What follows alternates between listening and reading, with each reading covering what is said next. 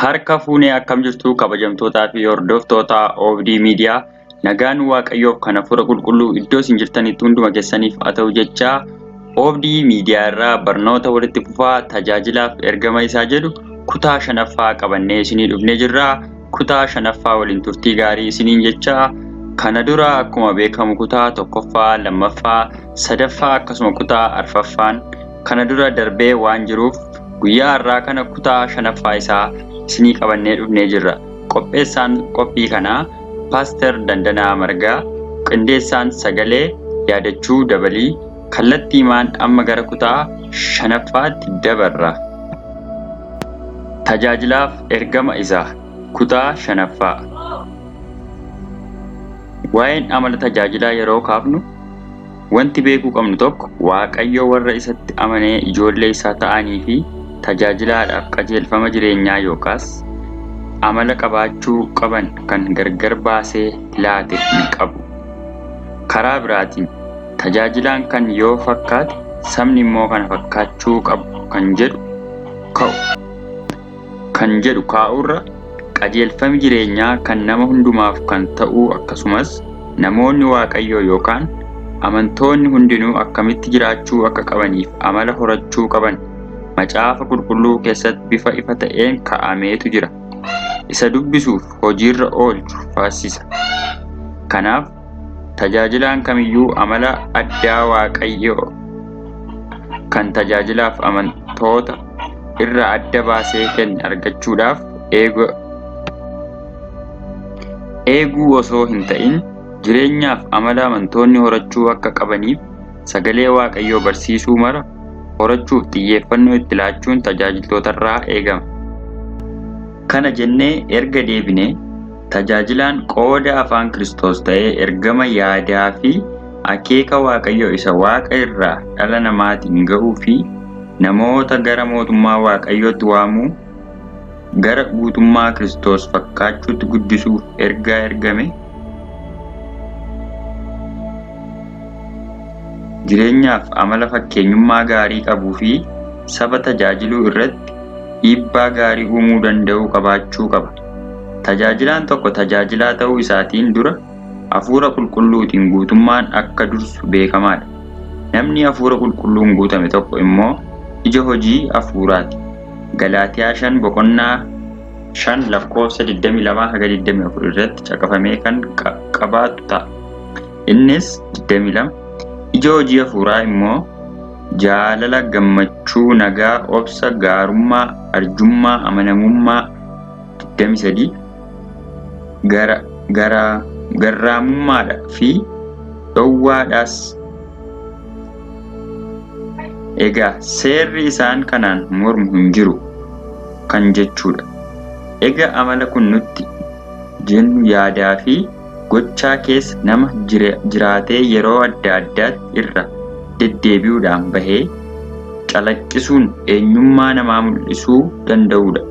Kanaaf ija hojii hafuuraa keessa keenya jiraatee gaafa nu keessaa bahee calaqqisu jalqaba amala eenyummaa keenya ibsu amala tajaajilaan Waaqayyoo qabaachuu qabu qabaatee deemna jechuudha. Kun isa tokkodha. Karaa biraatiinis amalaaf naamusni nuti maatii fi hawaasa keessatti dhanni guddannee fi barnoota bocamne argannus jira jechuudha. Kan nuti xiyyeeffannoo garuu isaa dubbii Waaqayyoo kallattiin nu qabsiisu irratti. Ergasii amalli tajaajilaa Waaqayyoo akkam ta'uu qaba? 1ffaa tajaajilaan Waaqayyoo nama jaallata. Akkuma jalqabatti bu'uura tajaajilaa jaalala jennee jaalala kanas karaa sadiin kaafnee ilaalle. Tajaajilaan Waaqayyoon jaallachuu qaba. Saba Waaqayyoo yookaas namoota hundaaf tajaajilaa yookaan ergamaa isaaf tajaajila dhugaa qabaachuu qaba. Tajaajilaa isa Kiristoosiin bakka bu'e biyya lafaarratti ajandaa Waaqayyoo galmaan ga'uuf waamame hojjettuyyuu miti. Warri maqaa Waaqayyootti amanan murtinuu jaalala waliif qabaachuu akka qaban sagaleen Waaqayyoo ni barsiisa. Yohaannis isa duraa boqonnaa 3 lakkoofsa 13 hanga 18, Qorontos isa duraa boqonnaa 13 lakkoofsa 1, Filiphisiyoos 1:4 namoonni bartuuf tajaajilaa Waaqayyoo akka taane kan ittiin nu beeksisan jaalala keenyaan. Lammaffaa, tajaajilaan Waaqayyoo yeroo hundumaa gammadaadha. Gammachuun kan gammachuu hafuuraa ilaallata. Gammachuun kan yeroo rakkinaa fi yeroo qorumsi baay'atu hin badu. Yohaannis 15:11, Filiphisiyoos 4:4, Inbaaqoom 3:17. Yoo argames yoo dhabnes, yoo guutes yoo hir'ates, yoo mijates yoo mijachuu baates, haalota mul'atan osoo hin taane fayyina Gooftaarra ergateen ayyaana Gooftaan kenneef abdii fuuldura isaa jiru ilaalee gammaduu qaba. Nuti hundis akkasuma gochuu qabna. Jireenya tajaajilaa keessatti amalli baay'ee namatti toluuf nama hawwatu gammachuudha. Biyya lafaa dadhabinni hammeenyi itti baay'atu kana keessatti yeroo yerootti wanti mul'atuuf wanti dhaga'amu caalaatti laphee namaa miidhuu danda'a. Kana keessa jiraatee dhalli namaa yeroo hundaa gammadaa ta'ee ni jiraata jedhanii yaaduun rakkisaa ta'uu danda'a. Ta'us warra Kiristoos Yesuusiin qabaniif ni danda'ama. Sababni isaa akkuma olitti tuquuf yaalle gammachuun kan inni irratti hundaa'e wanta lafarraaf wanta mul'atan osoo hin taane wanta waaqarraa fi hafuura Waaqayyoo irratti waan hundaa'eef kanaaf tajaajilaan tokko gammadaa ta'uu qaba. Kan qabu tajaajilaa isaatiin kan milkaa'eef yookaan jireenyi isaa waan wal qixxaateef qofa osoo hin ta'in rakkinaa fi haala hundumaa keessatti obsuudhaan ulfinaa fi gonfoo isaa boruu ilaalleetu kan har'aa gammachuudhaan tajaajilu. Maaloo har'a gungummii kan baayisu eenyu laata? Tajaajilaa yoo ta'e dafnee of ilaaluun dirqamadha. Barbaachisummaa tajaajilaan jireenya isaa keessatti gammadaa ta'e argamu. Tokkoffaa, yeroo hundumaa Gooftaatti gammadee fi galateeffachuun fedha Waaqayyoo waan ta'eef. Hoosee 6:25, Iyyoob 1:20, Hisqeel 5:16-17. Lammaffaa, warra gaddaaf rakkina keessa jiran jajjabeessuuf Isaayyaas 41:2, Qorontos 2:1-6. Sadaffaa, tajaajilaa gammachuudhaan kenname Waaqayyo waan jaallatuuf waan simatuuf Faarsaa 111 lakkoofsa 2, Qorontos 2:9-6 akkasuma 12:5. Arfaffaa, gammachuun mallattoo dibata Waaqarraa waan ta'eef Faarsaa 45:7 akkasuma Faarsaa 4:7. Shanaffaa, gammachuun iccitii jireenya Waaqarraa waan ta'eef Luqaas 10:17 akkasuma aga 20. Qorontos 2:12-10. Diina qaanessuuf Inbaaqoom 3:17-18. Qorontos 2:12-1. Torbaffaa, gammachuun mallattoo Waaqayyoo nu gargaaruu fi nu wajjin jiraachuu waan ta'eef Faarsaa 126:1-5. Saddeettaffaa, gammachuun ija hojii hafuuraa keessatti tokko waan ta'eef Galaatiyaa 5:22. Salgaffaa, gammachuun foolii gaarii namoota gara Kiristoositti waamuu waan ta'eef. Tajaajilaan Waaqayyoo yeroo hundumaa nagaa qabeessa, nagaa kan barbaaduudhas. Hunda dura nagaa Waaqaa wajjin qabaachuun barbaachisaadha. Nagaan kun Kiristoositti amanuudhaan argama. Kan isitti amane nagaa isarraa argateen jireenya jiraatu keessatti, tajaajila tajaajiluu keessatti fi sochii godhu hundumaa keessatti yaadaa fi akeeka Waaqayyoo wajjin qabu qabaatee itti fufuu qaba. Itti aansuudhaan namoota karaa Kiristoos obboloota keenya ta'an wajjin yookaan amantoota hundaa wajjin, tajaajiltoota mana Waaqayyoo keessaa wajjin tajaajiluu fi hawaasa keessa jiraannuuf wajjin hojjennu hunda wajjin nagaa fayyaa qabeessa qabaachuu qabna. Egaa amala tajaajilaa tokko keessaa inni kunis isa ijoodha. Sadaffaa, tajaajilaan Waaqayyoo obsa qabeessa. Kunis yeroo qormaataa, yeroo rakkinaa, yeroo wanti nama aarsu, nama dudatu obsanii gad jedhanii darbuudha. Obsuun dabalataan gara laafina obboloota keenyaaf qabnu hubachiisa. Cubbuu fi dadhabina obboloonni keenya qaban keessatti obsaan qabuu fi danda'uu qabna. Efesoon 4:2. Akkuma Kiristoos obsuun nu qabe nutis saba tajaajilu qabnu obsuun qabna. Timoteewos 1:16. Kanaaf amalli tajaajilaa Waaqayyoo tokko obsa qabeessa ta'uu qaba kan nuti jenneef. Arfaffaa, tajaajilaan Waaqayyoo tokko gaarummaa qabaachuu qaba. Gaarummaan nama araara barbaaduu fi nama laphee dhiifamaa namaaf qabu ta'uu argisiisa. Gaarummaa jecha gaarummaa jedhu wajjin kan walitti hidhatu yoo ta'u kunis laphee jijjiiramaa irraa kan maddu yoo ta'u gad of buusuu, jaalala, amanamummaa, sodaa Waaqayyoo fi laphee bal'aadhaan nama simatamu hin qabne illee yoo ta'e gaarummaadhaan simachuu kan dabalatudha. Egaa tajaajilaan Waaqayyoo tokko kana qabaachuu qaba. Fakkeenya 14:2, Iyyoob 1:8, Faarsaa 24:4-5. Shanaffaa, tajaajilaan Waaqayyoo tokko arjaadha. Arjummaan nama hundumaaf waan gaarii gochuu fi hawwuu yookaan raawwachuudha. Wanta gaarii nama garaa biraa fayyadu tokko gochuurra kan duubatti hin deebinedha. Wanta ofii isaatii qabu tokko namni gara biraa tokko dhabuudhaan itti miidhamaa osoo jiruu argee kan callisee darbu osoo hin ta'in kan arjoomuudhaan nama sana rakkina isaa keessa furuudha.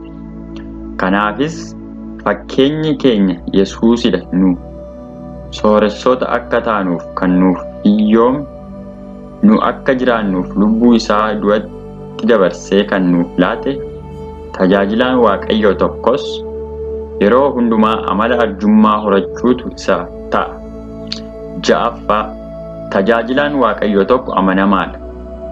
Nama amanamaa ta'uu Waaqaaf, namootaaf, tajaajila ofiitiif, maatii ofiitiif, yeroo ofiitiif, waan hundaaf kan amanamu fi yaada wadhaa kan dhabi hin qabne qabaachuu osoo hin ta'in waan mul'ataa qabnu danda'u tokko qabaachuun ni barbaadama. Timoteewos 3:11, Galaatiyaa 5:22-24. Torbaffaa, tajaajilaan Waaqayyoo tokko garraamiidha. Garraamummaan amala keenya isa bakkee qofaa osoo hin ta'in hafuura keenya keessaa kan ofitti hammatudha. Garraamummaan keessoo garaa laafinaa wajjin kan wal qabatedha. Kennaawwan hafuuraa keessaa salphaadhumatti baduu kan danda'u garraamummaa fi gara laafina isa jennu kanadha. Sabni isaa diina gaarummaa kan ta'e of tuulummaan jireenya nama keessaa yoo gale jireenya keenya keessatti ajjeesuu waan danda'uuf of tuulummaarra of eeggachuu qabna. Kanaaf tajaajilaan Waaqayyoo tokko qooda of tuulummaa qabaachuu, garraamii fi gara laafessa ta'uu qaba kan jennuuf. 8ffaa, tajaajilaan Waaqayyoo tokko of dhowwuu, mataa ofii bituu kan danda'udha. Kan nuti jiraannu biyya lafaa hammeenyi garaagaraa keessatti baay'ataa jiru keessadha. Kanaaf yeroo yerootti wantoonni abdii nu kutachiisuuf jireenya ofii keenyaa fi kan nama gara biraa irratti tarkaanfii akka fudhannu nu taasisan hedduudha. Keessumaayyuu tajaajilaa Waaqayyoo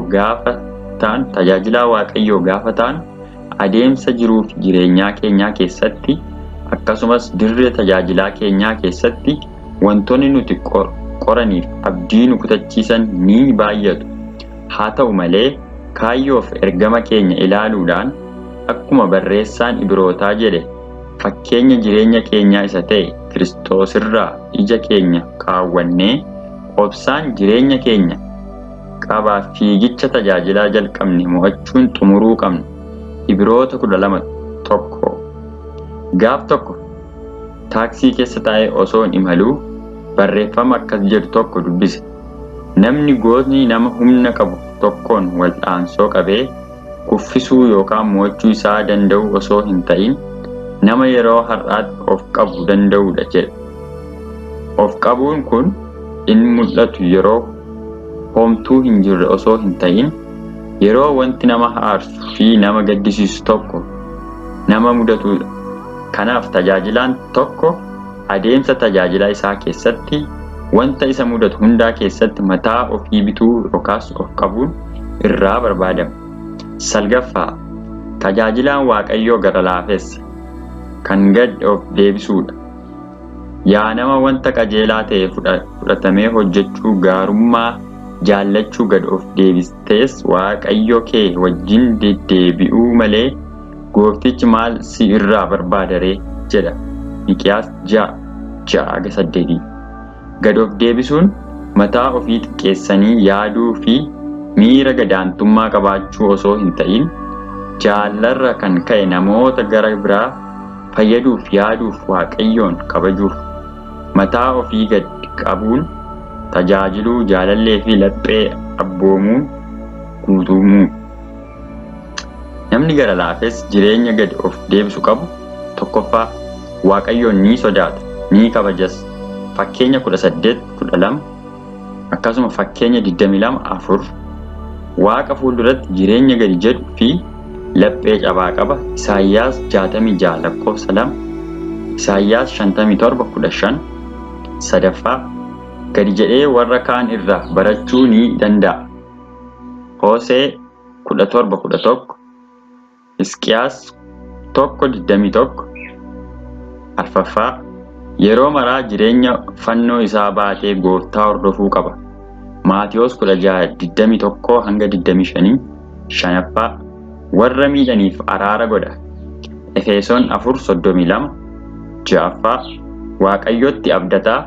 Filiphisiyoos 1:6 Faarsaa 41 akkasuma Faarsaa 125 Torbaffaa qajeelummaa kan beela'uuf kan dheebotu ta'a.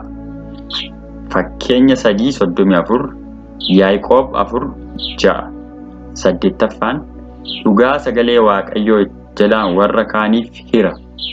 Maatiyos 5:18-19 Salgaffaa yeroo maraa wanta gaarii akka namaaf ta'u hawwa. Qolaasiyaas 1:28 Kurnaffaa jireenya ofii aarsaa namaaf gochuutti hin qusatu. Qorontos 2:4-1-5 Qolaasiyaas 1:24 Tajaajiltoota gad of deebisuun gara laafina fakkeenya nuuf ta'an keessaa muraasni Musee Seera lakkoofsaa 11:29 akkasuma 12:3 Daawit Macaafa Saamu'eel isa duraa 13:14 Faarsaa 51:1-17 Yohannis Cuuphaa Yohannis 1:27-30 Yohannis 3:26-30 Hoosee 13:15 Phaawulos Hoosee 20:18-19 Qorontos isa duraa 15:8-10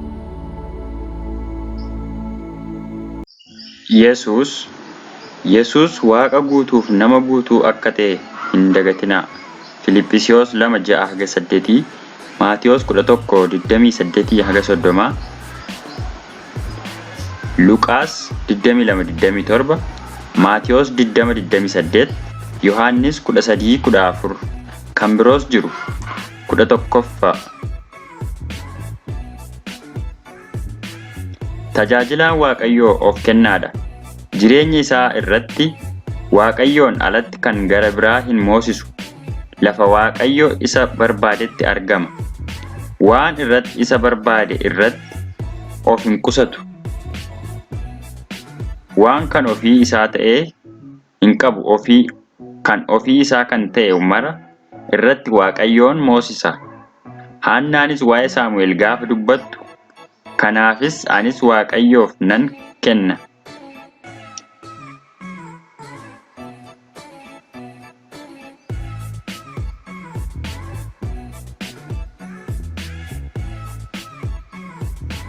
Umurii isaa guutuu Waaqayyoof kan kenname ta'a jette akkasumas gootes.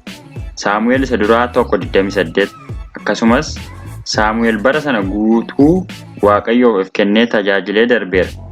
Of kennuun kan biraan Waaqayyoof adda bahuudha.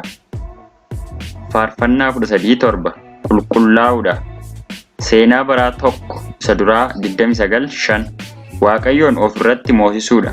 Faarsaa 2:7 Waaqayyoof argamuudha. Isaayyaas 6:8 tajaajila kamiyyuu dura mataa ofii kennuun ni dursa. Nama mataa ofii kennetu waan qabu Waaqayyoof kennuu danda'a waan ta'eef kanaaf tajaajilaan Waaqayyoof saba tajaajiluuf tajaajila isaatiin of kennuu qaba. Kutaa 6ffaan itti fufa. Qopheessaan Paaster Dandanaa Margaa. Waaqayyo bara keessaniif mana keessan haa eebbisu. Kutaa 5ffaan guyyaarraa kana fakkaata ture. Kutaa 6ffaa yeroo taanu qabannee isiniif dhufnaa. Aganayyuu iddoo gaarii turaa. Chaanaalii keenya OFD Media subscribe godhaa. Akkasuma Telegiraamii irraa join nu godhaa. Achirraas barnoota garaagaraa argattu waan ta'eef araarriif nagaa Waaqayyoo isiniif haa ta'u. Ciao nagaan turaa.